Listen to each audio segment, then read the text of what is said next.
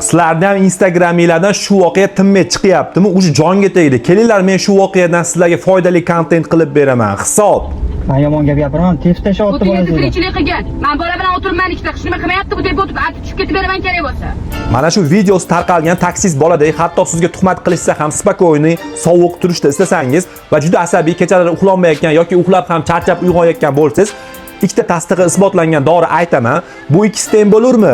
Demayman, faqat bitta sharti bor. Shu videoni repost qilib, saqlab, like bosib, menga obuna bo'lib qo'ying. Bu yerda faqat foydali kontent. Birinchi preparatimiz bu L-tianin. Stress paytida xotirjamlik va diqqatni saqlashda yordam beradi. Ikkinchi preparatimiz bu magniy sitrat va magniy B6. Asabiylik, stress yuqori bo'lgan odamlarda, ayniqsa uxlashda foydali preparatlardan biri. Bu videoni tez asabiylashadigan va yaxshi uxlolmaydigan tanishingizga yuborib qo'ying. Hisob minusda.